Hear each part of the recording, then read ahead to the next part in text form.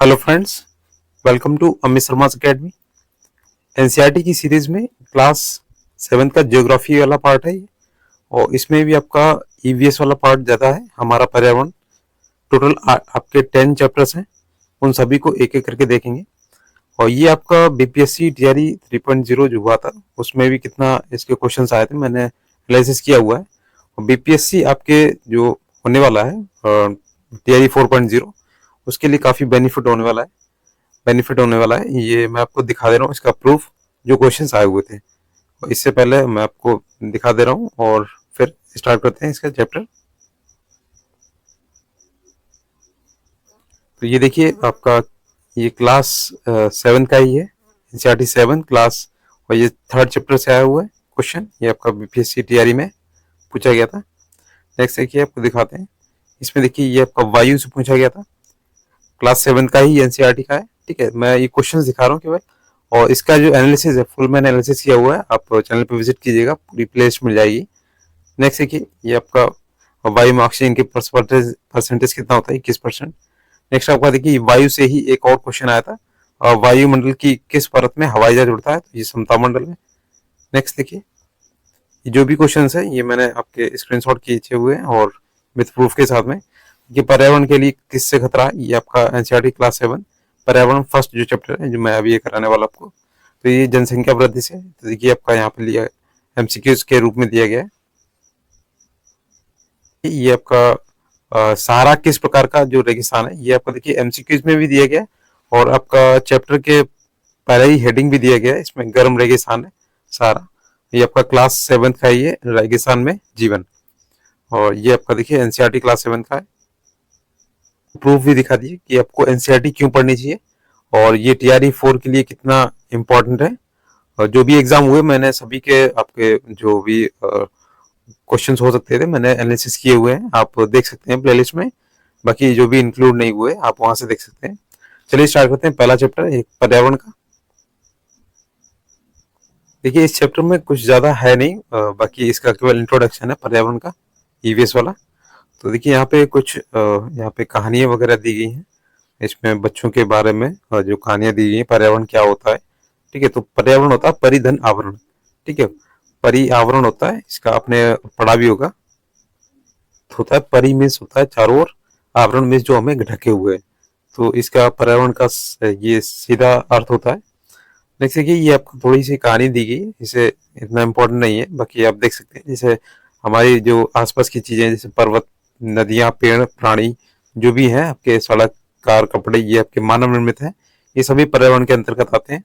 और देखिए हमारे यहाँ पे थोड़ा सा डिटेल में दिया गया, पर्यावरण हमारे जीवन का मूल आधार है। ये हमें सांस लेने के लिए हवा, पीने के लिए पानी, और खाने के लिए भोजन, और रहने के लिए भूमि प्रदान करता है।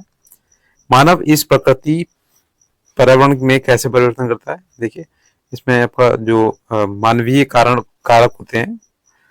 कार का धुआं वायु को प्रदूषित करता है। पानी को पात्र में एकत्रित कीजिएगा, और भोजन को बर्तनों में परोसा जाता है। भूमि पर कारखानों का निर्माण होता है। इसी तरीके से मानव जो है कार, मिल, कारखाने एवं बर्तनों का निर्माण करता है। ये भी अभी आपके सब मानव निर्मित कारक हैं।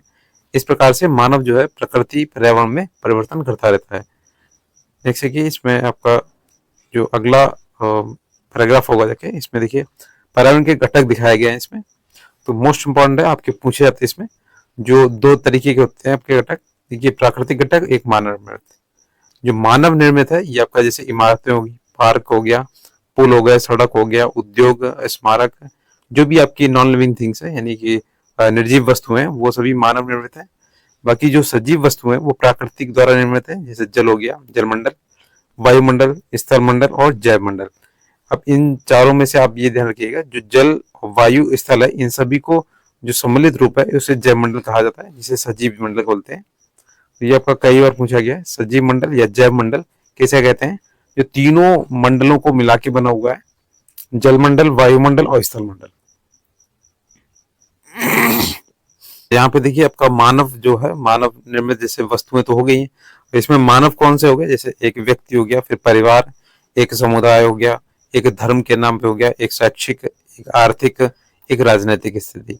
यानी आपका मानव जो है किस तरीके से आपका विस्तृत है, उस बारे में आपको बता दिया गया।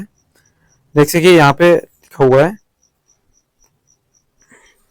पैराग्राफ में डिटेल में दिए गए, इसीलिए हम प्राकृतिक जो पर्यावरण है वातावरण में परिवर्तन करते हैं और कभी कभी उसे नष्ट भी कर देते हैं। यहाँ पे देखिए एक लिखा हुआ है जीवीय और अजीवीय कारक। तो जो जीवीय होता है जो सजीव प्राणियों का संसार है, जैसे पादप हो गया, जंतु हो गया, जीव जंतु जो भी है। अजीवीय कारक यानी नॉन लिविंग थिंग्स, निर्जीव पदार्थों का संसार, जैसे स्थल हो गया, कि इमारतें हो गई, बिल्डिंगें होंगी, इस तरीके से जो भी आपके अजीब है। तो ये आपके दो कारक होते हैं, जीवीय और अजीवीय। ठीक है, तो याद रखिएगा इन दोनों को, और ये एक दूसरे से अंतर्निहित होते हैं।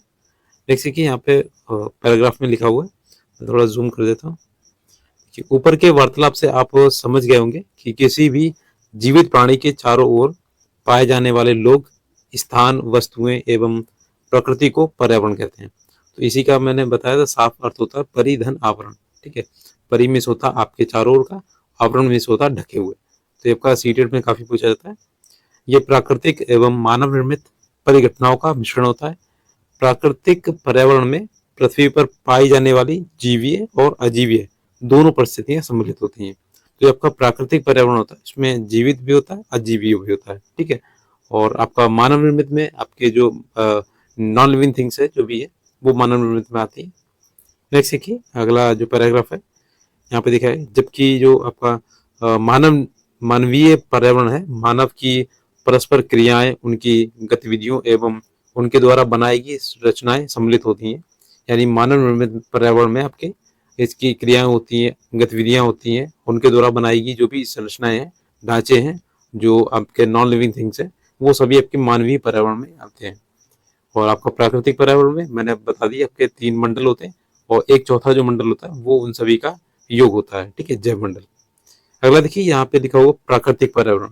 तो अभी प्राकृतिक पर्यावरण के बारे में बताया था, इसमें थोड़ा सा डिटेल में देखते हैं।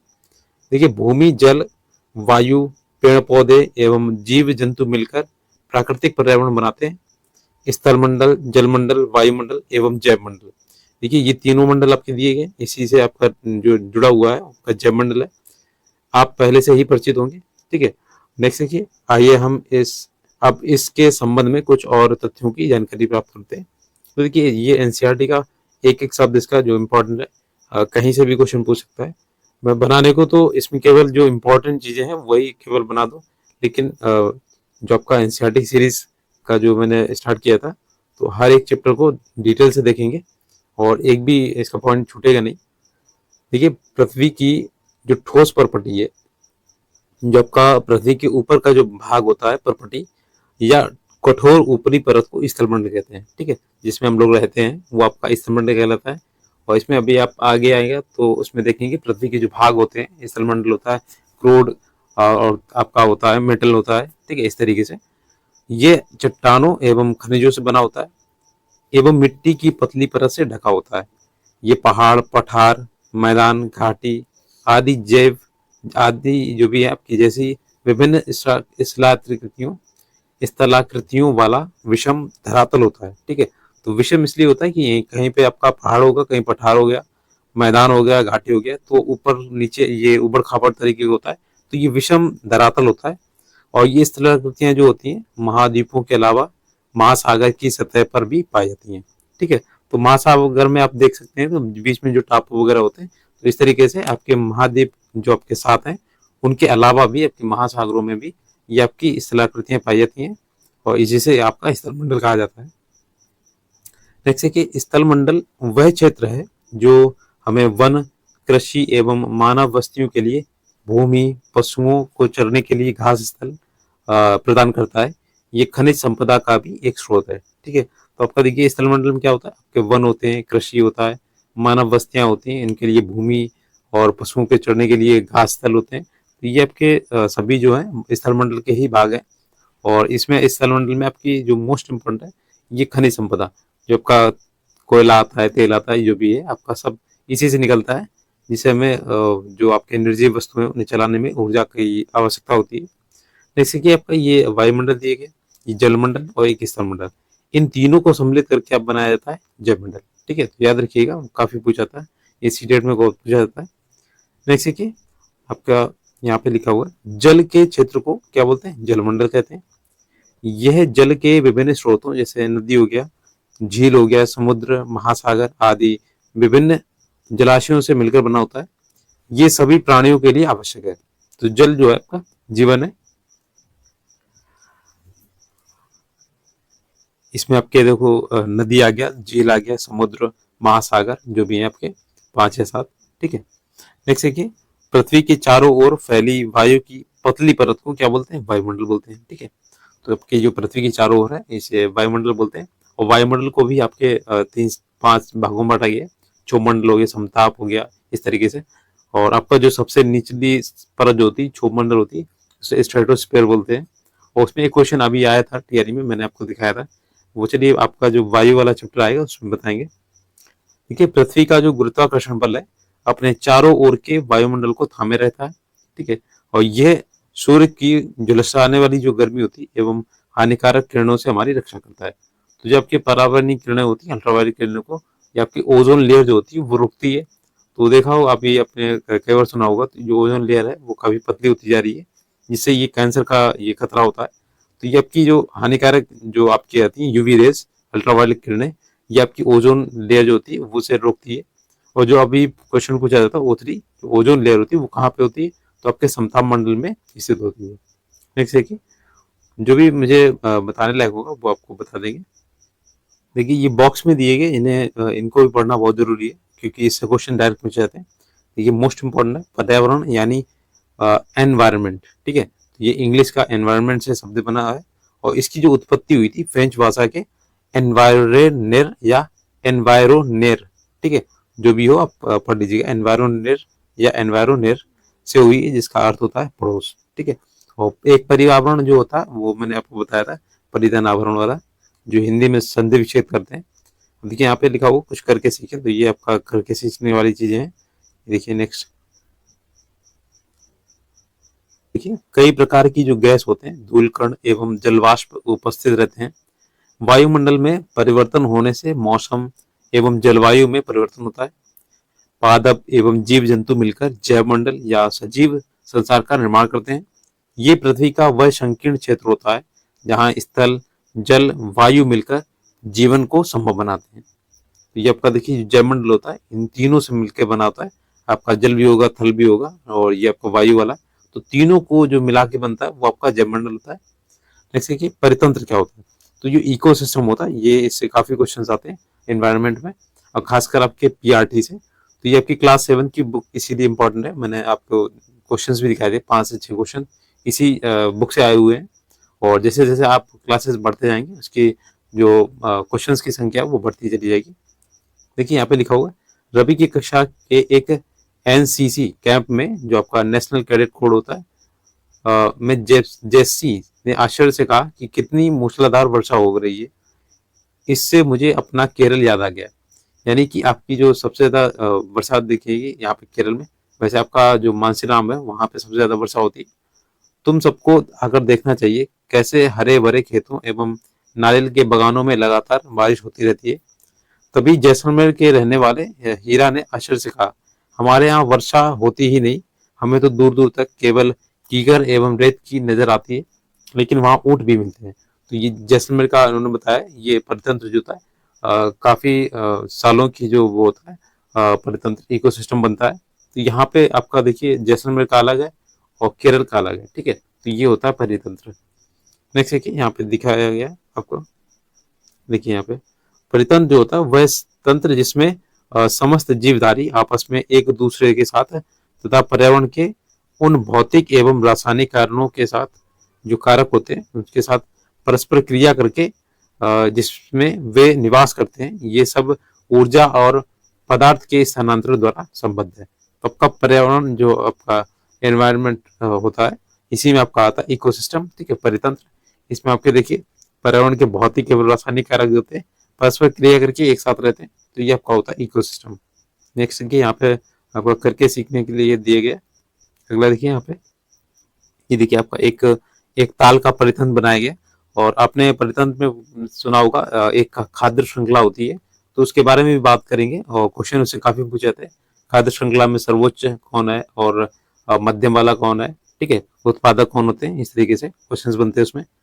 नेक्स्ट देखिए, अगला जो इसमें देखिए यहाँ पे एक इसमें बच्चों की कहानियाँ दी गई, ठीक है। तो आपको पढ़ना भी चाहिए, क्योंकि आपको जब ट्रेनिंग पे जाएंगे तो वहाँ पे इन्हीं क्रियाकलापों को दिखाया जाएगा, और इससे इन्हीं से आपको बच्चों को सिखाना भी होता है। देखिए यहाँ पे लिखा है, ऊँट तो मिलेंगे ही, जब हम रेगिस्तान आएंगे तो तुम्हें सांप और छिपकली, उनके अनेक कीट देखने मिलेंगे।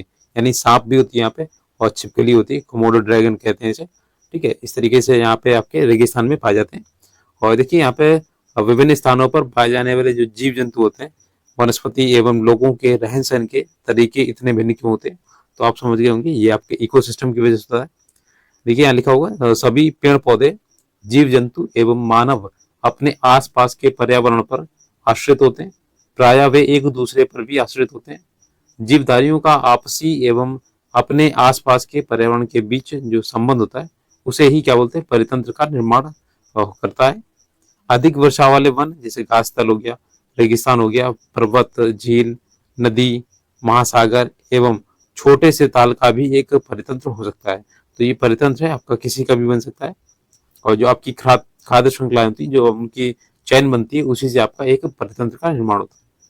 नेक्स्ट है कि क्या आपको पता, यहाँ पे आपको पता लगाना है कि जिस पार्क में रवि एवं उसके मित्र खेलते हैं, वह भी एक परितंत्र बनाता है। तो देखिए आपका जैसे एक बगीचा होता है, बगीचा भी आप एक आपका एक छोटा सा परितंत्र होता है, ठीक है, जहाँ पे भी आपके सजीव और निर्जीव सभी वस्तुएं आपकी जो मिलती हैं, वो आपका एक परितंत्र का निर्माण कराती हैं। कि मानवीय पर्यावरण जो आपका आता है, मानव अपने पर्यावरण के साथ पारस्परिक क्रिया करता है और उसमें अपनी आवश्यकता के अनुसार परिवर्तन करता है। प्रारंभिक मानव ने स्वयं को प्रकृति के अनुरूप बना लिया था। उनका जीवन सरल एवं आसपास की प्रकृति से उनकी आवश्यकताएं पूरी हो जाती थी। समय के साथ कई प्रकार की आवश्यकताएं बढ़ी। मानव ने पर्यावरण के उपयोग और उसमें परिवर्तन करने के कई तरीके सीख लिए। उसने फसल उगाना, पशु पालना एवं स्थायी जीवन जीना सीख लिया। पहिए का आविष्कार हुआ, आवश्यकता से अधिक अन्न उपजाया गया। वस्तु विनिमय जो आपकी पद्धति है, इसका विकास हुआ। व्यापार आरंभ हुआ, वाणिज्य का विकास हुआ। ये आपका वस्तु विनिमय पद्धति, इसे याद रखिएगा। नेक्स्ट है, औद्योगिक क्रांति से बड़े पैमाने पर उत्पादन प्रारंभ हो गया। परिवहन तेज गति से प्रारंभ हुआ। सूचना क्रांति से पूरे विश्व में संचार सहज और द्रुत हो गया। देखिए यहाँ पे दिए गए, गर्मी में जो रसीला तरबूज एवं सर्दी में भुनी हुई मूंगफली खाना पसंद क्यों है, तो इसके आप जवाब दीजिएगा। प्राकृतिक एवं मानवीय पर्यावरण के बीच जो सही संतुलन होना चाहिए, आवश्यक है। इसमें क्या होता है, मानव को पर्यावरण के साथ समरसता से रहने एवं उसका उपयोग सीखना चाहिए, जिसका हम कुछ भी प्रयोग नहीं करते, उसका केवल अनुप्रयोग करते हैं उसका, ठीक है। जो भी आपको पर्यावरण हमें देती है, उसका 1% भी हम उसे वापस नहीं करते हैं। देखिए इसमें आपका एक फिर से कहानी दी गई है, ठीक है। तो इसमें आपका इम्पोर्टेंट नहीं है। यहाँ पे देखिएगा आपका, ये भी आपका एक करके सीखने पे बल दिया गया। ये वाला जो पॉइंट है आपके लिए काफी इम्पोर्टेंट है, और आपने सभी ने पढ़ा भी होगा। प्रत्येक वर्ष जो होता है 5 जून को विश्व पर्यावरण दिवस मनाया जाता है। तो ये आपका मोस्ट इम्पोर्टेंट पॉइंट है, और पूछा भी जाता है। और हालांकि ये आपका जब क्लासरूम में बैठे होते हैं, तो इसमें इन छोटी छोटी गलतियां हो जाती हैं ऐसी, तो इसे आपको पढ़ना चाहिए बार बार। देखिए वस्तु विनिमय जो पद्धति होती है, ये वस्तुओं की अदला बदली का व्यापार होता है, जिसमें धन का प्रयोग नहीं होता। तो आपके जो पुराने जमाने में क्या होता था कि उसमें पैसा नहीं था, तो क्या किया जाता था कि ये वस्तुओं को बदल दिया जाता था एक दूसरे से। नेक्स्ट देखिए, अगला ये आपका देखिए यहाँ पे चैप्टर तो फिनिश हो गया है। ये आपके देखिए एमसीक्यूज दिए गए, क्वेश्चन आंसर दिए गए, और वन वर्ड सब्स्टिट्यूशन टाइप के क्वेश्चन हैं, ठीक है। सॉरी, यहाँ पे देखिए मैच ऑफ फॉलोइंग्स वगैरह है, और आपका ये 4 ऑप्शन दिए गए। ये मैंने पहले से ही करा के रखे हुए हैं, एक प्लेलिस्ट बनी हुई है ज्योग्राफी के सभी चैप्टर्स वाइज। मैंने एमसीक्यूज क्वेश्चन आंसर सारे कराए हुए हैं, आप वहां से देख सकते हैं। बाकी इसकी पीडीएफ के लिए आप चैनल पे विजिट कीजिएगा। इसमें आपको डिस्क्रिप्शन बॉक्स में लिंक मिल जाएगा पीडीएफ का, और आप टेलीग्राम चैनल ज्वाइन कीजिएगा, वहाँ से आप डाउनलोड कर सकते हैं। और इसकी प्लेलिस्ट मैं आपको जल्द ही बना दूंगा। प्लेलिस्ट में आप जो भी एनसीईआरटी की सीरीज है वो आपको देखने को मिलेगी। अगर आप नए हैं तो प्लीज़ चैनल को सब्सक्राइब जरूर करें। ऐसी वीडियोस मैं लाता रहता हूँ और एनसीईआरटी सीरीज मैं लास्ट तक करा दूंगा आपका बीपीएससी टीआरई 4.0 के लिए। काफ़ी इंपॉर्टेंट है और मैंने क्वेश्चंस भी काफ़ी एनालिसिस कराए हुए हैं। तो अगर वीडियो अच्छा लगा तो प्लीज़ लाइक कीजिएगा और फ्रेंड्स के साथ में शेयर कीजिएगा। Thanks for watching.